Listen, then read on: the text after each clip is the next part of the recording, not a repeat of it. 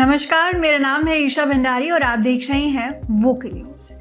नई कार खरीदने की प्लानिंग कर रहे लोगों को झटका लग सकता है ये खबर सुनने के बाद। जी हाँ, देश की प्रमुख कार निर्माता कंपनी टाटा मोटर्स ने अपनी पैसेंजर कारों की कीमत बढ़ाने की घोषणा कर दी है।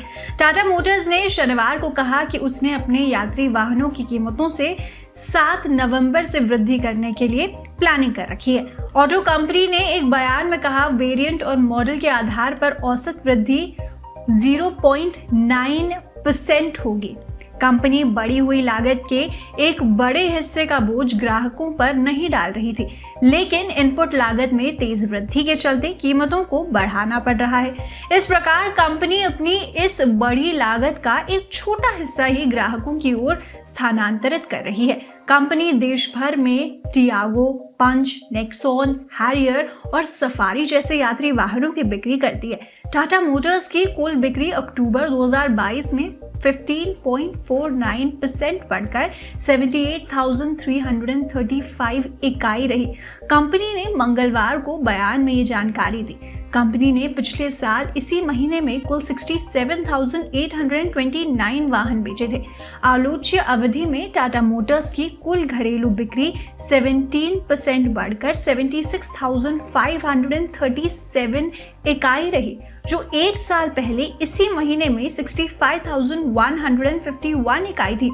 है ना बड़ा अंतर, है ना बहुत बड़ा अंतर। इस दौरान घरेलू बाजार में इलेक्ट्रिक वाहनों यानी ईवी समेत यात्री वाहन यानी पीवी की बिक्री 33% यानी 33% बढ़कर 45,423 इकाई हो गई। अक्टूबर 2021 में ये 34,155 इकाई रही थी। कंपनी ने कहा कि अंतर्राष्ट्रीय कारोबार सहित ईवी की बिक्री 4,277 इकाई रही।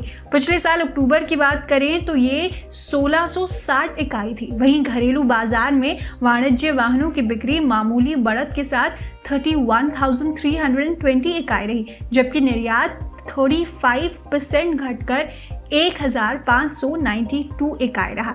देश में त्योहारों के दौरान यात्री वाहनों की मांग में वृद्धि हुई है। सबसे अधिक मांग एसयूवी, स्पोर्ट्स यूटिलिटी और हाइब्रिड श्रेणी, पेट्रोल के अलावा अन्य ईंधन का उपयोग करने वाले वाहनों में देखी जा रही है।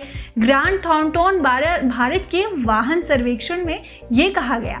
ग्रांड थॉर्नटन भारत पार्टनर और national sector leader auto Saket Mehra ने कहा, वित्त वर्ष 2022-23 की पहली छमाही में, छमाही मतलब 6 मंथ्स जो स्टार्टिंग के होते हैं, में वाहनों की बिक्री में सालाना आधार पर 34% की वृद्धि हुई है।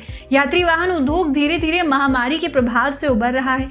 उन्होंने कहा, सर्वेक्षण के निष्कर्षों के अनुसार आपूर्ति श्रृंखला में सुधार, महामारी के बाद की त्योहार भावना और व्यक्तिगत वाहनों की आवश्यकता से प्रेरित मांग में उल्लेखनीय सुधार से क्षेत्र को समर्थन मिल रहा है। और वैसे ही वो रेट भी बढ़ा रहे हैं। हम सभी ने इकोनॉमिक्स इतनी तो पढ़ी ही है कि जैसे ही डिमांड किसी चीज का बढ़ने लगता है तो उसकी प्राइस भी धीरे धीरे बढ़ने लगती है।